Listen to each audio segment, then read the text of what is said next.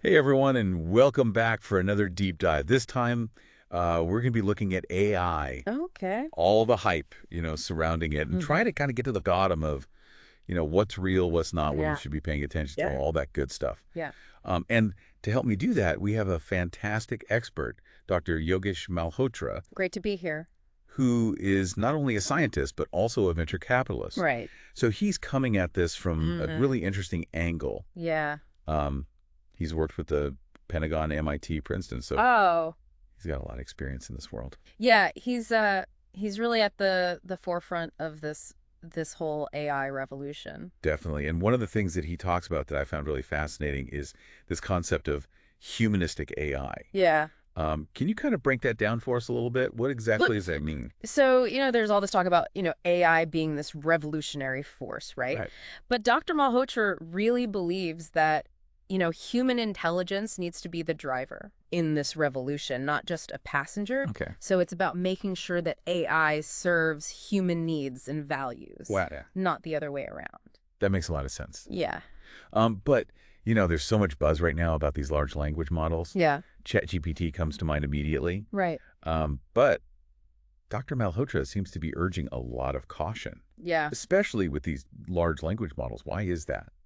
Well, he uses this term, garbage in, garbage out, which basically means that, the quality of the data that Yeah. you feed into an AI system Right. determines the quality of its output. Hmm. And so if you think about it, like a lot of these models are trained on these massive data sets Okay. that are scraped from the internet, Yeah. which is not all Not the most reliable place all the time. right, exactly. It's kind of a messy place and not really known for being accurate. Yeah, and I think we've all come across those moments where you're like, wait a minute, that doesn't seem quite right. What am I reading here? And, Dr. Malhotra gives this really striking example. Okay. ChatGPT completely failed to identify the Chinese spy balloon incident, Oh, wow. which was a pretty big deal. Yeah, it was all over the news. Yeah, it was everywhere. Yeah. But because ChatGPT's training data didn't include that specific event, Interesting. it was completely blind to it. Huh. So even something that major Yeah. that was so widely reported on, Right.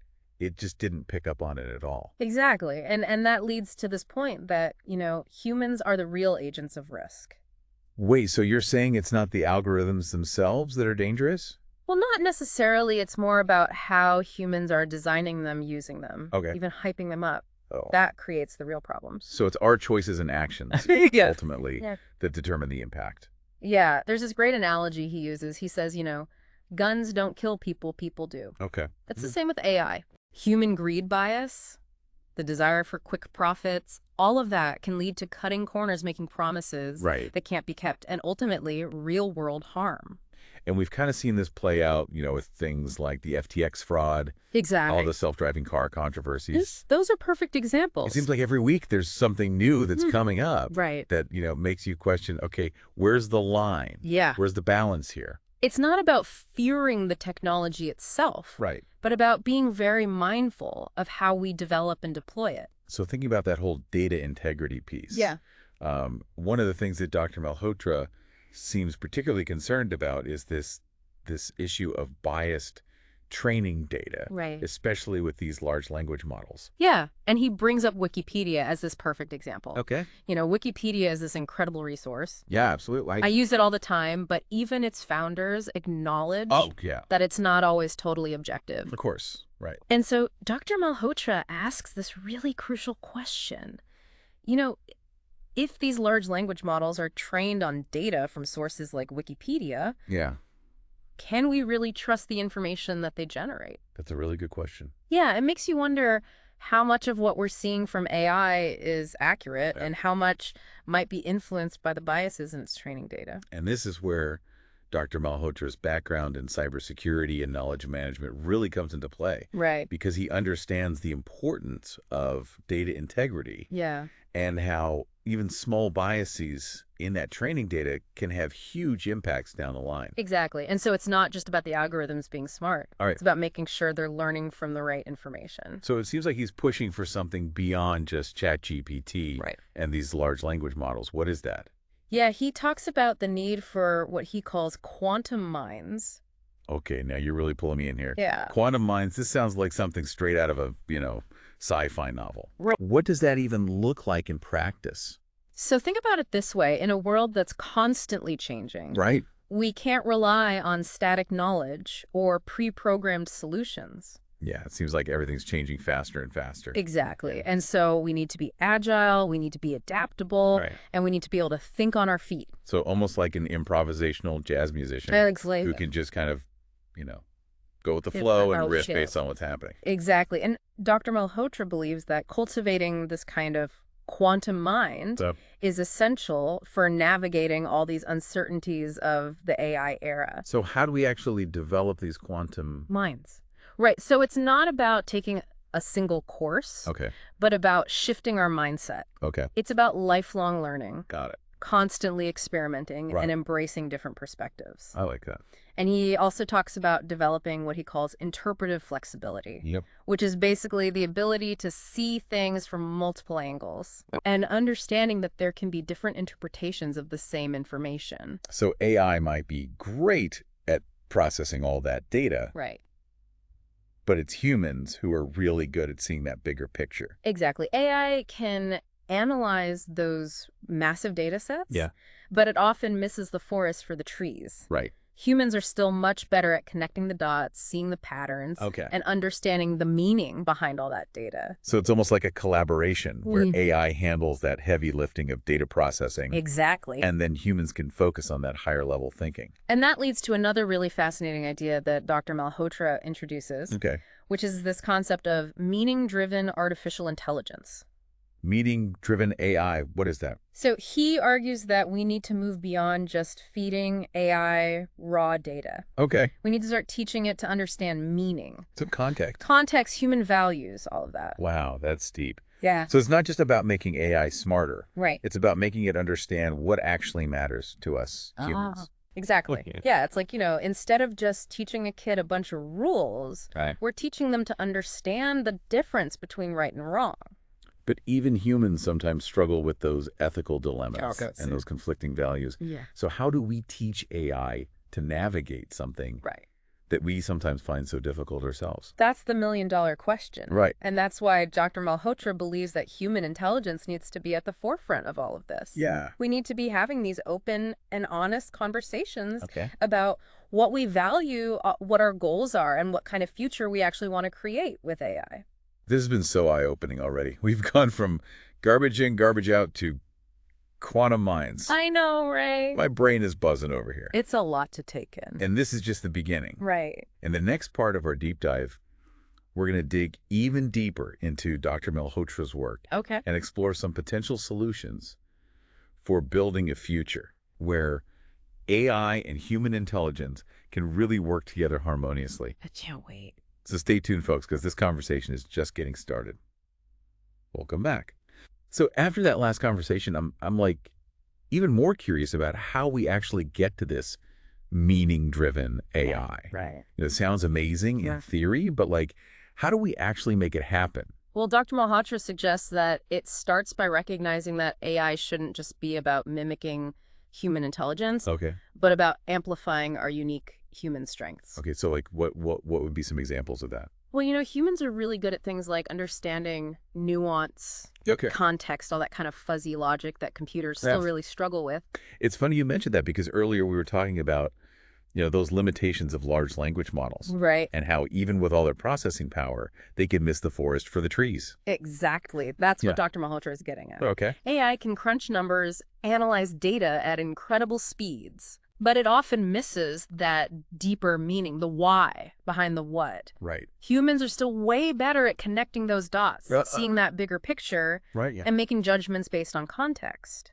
So it's not about replacing humans with AI. It's more about creating this partnership. Right. It's about collaboration. Where AI does what it does best, that heavy data processing, and then humans can focus on the things that require our unique cognitive ability. Exactly. And with meaning-driven AI, The goal is to actually infuse these AI systems with a deeper understanding of human values, ethics, emotions even. Okay, but how do we even begin to teach a machine about something as complex as human value? It's a huge challenge. Right.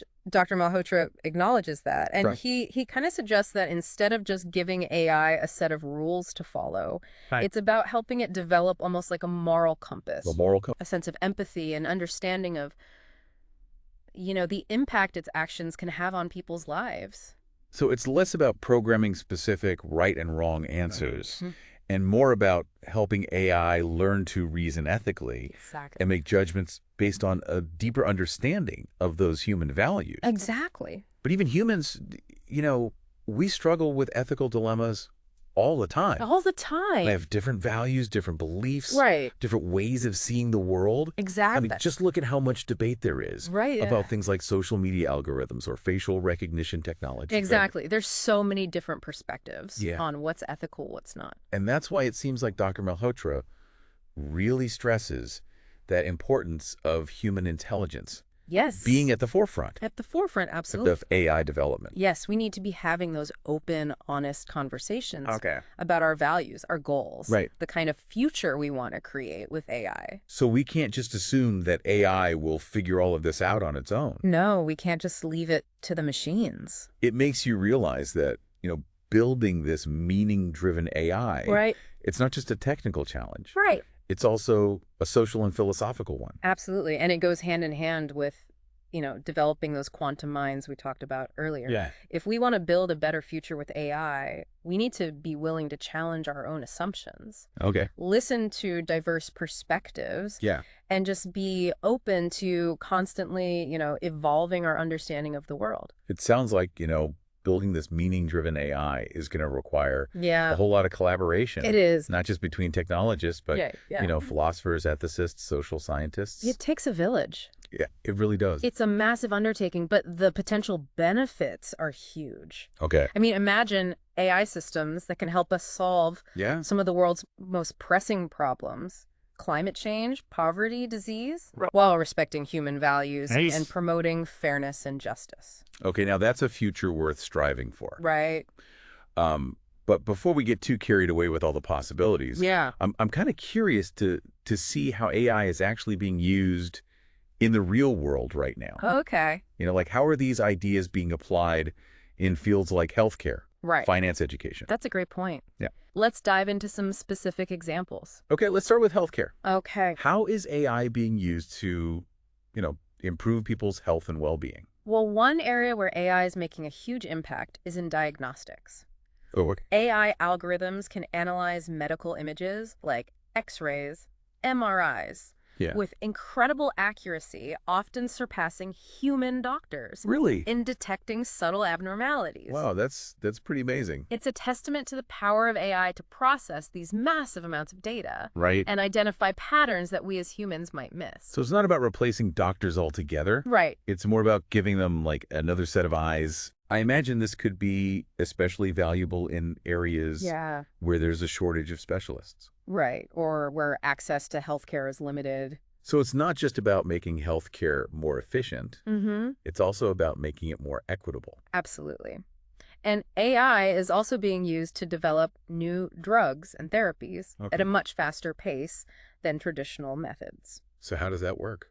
Well, AI algorithms can analyze huge databases of scientific literature, clinical trial data. Wow. To identify promising leads for new treatments. So it's like having a superpowered research assistant that can just sift through all of that information and pinpoint the most promising avenues. And it's revolutionizing the way we approach drug discovery and development. It's really exciting to think about all the possibilities. Yeah. But I also imagine there are some ethical considerations that we need to be mindful of when we're talking about AI in healthcare. One concern is the potential for bias in these algorithms. Okay, so if these algorithms are trained on data that reflects, existing healthcare disparities, they could actually perpetuate or even worsen those inequalities. That's a really important point. And we also need to make sure that AI doesn't dehumanize the healthcare experience. Right. Patients need to feel heard, understood, and cared for by real human beings. It's that human touch. Exactly. AI can be a powerful tool for improving healthcare. Right. But it's crucial that it's used in a way that complements and enhances that human touch, not replaces it altogether. Okay, so moving on from healthcare, Yeah. let's talk about finance. Finance, another huge area where AI is rapidly transforming the landscape. It seems like AI is already playing a big role in everything from fraud detection Yes. to, investment advice. Absolutely. AI is incredibly effective at analyzing vast amounts of financial data Right. in real time, detecting patterns, anomalies that humans might miss. Yeah. This can help prevent fraudulent transactions, identify market trends, even predict stock prices.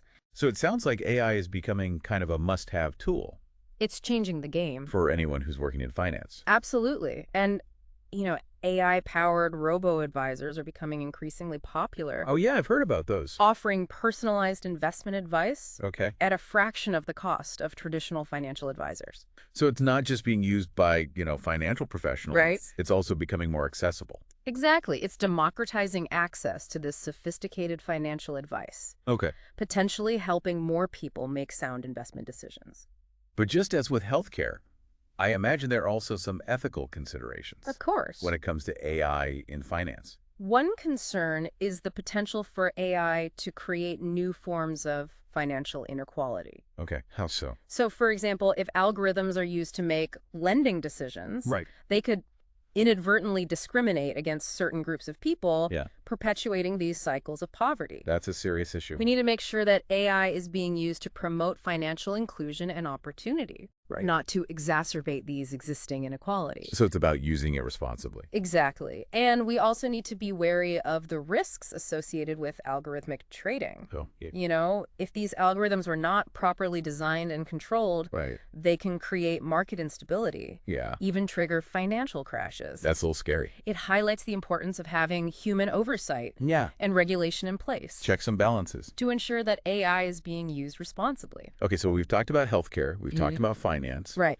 I know we also wanted to touch on AI in education. Education. How is AI being used to, enhance learning and improve educational outcomes? Well, AI is already being used in a variety of ways to personalize learning experiences, Okay. provide real-time feedback, even automate some aspects of teaching. So I imagine this could be incredibly beneficial for students who learn at different paces. Absolutely. Imagine a world where every student has access to a personalized learning plan, tailored to their unique needs and abilities. It's like having a personal tutor for every student. AI-powered tutors can provide individualized instruction and support, Wow, that's pretty amazing. helping students master concepts at their own pace. That sounds like something out of, a sci-fi movie. It's closer than you might think. And AI can also help teachers Right. by, grading assignments. Exactly, providing insights into student performance, Yeah. freeing up more time for that individualized attention. So it sounds like it could be a win-win. It could be a win-win for students and teachers. But are there any potential downsides that we should be aware of? Of course. One concern is that AI could create this digital divide in education. Okay, how so? If some students have access to these advanced technologies Right. while others don't, it could actually widen the gap between the haves and the have-nots. Right, that's a really important point. We need to make sure that access to these AI-powered educational tools is equitable, that all students have the opportunity to benefit. Okay. And we also need to be mindful of AI's impact on the role of teachers. Right. Technology should be seen as a way to enhance the teaching profession, Exactly. not to replace human educators. Teachers are essential for fostering those things that are hard to replicate with AI. Right. Critical thinking, creativity, social emotional learning. It sounds like we're really just scratching the surface of what's possible with AI in education. We are. It's both exciting and a little bit daunting to think about how this is going to continue to evolve. Yeah. And that brings us back to that core message that Dr. Malhotra emphasizes. Right. This need for a balanced and human-centered approach Yeah. to AI development and deployment.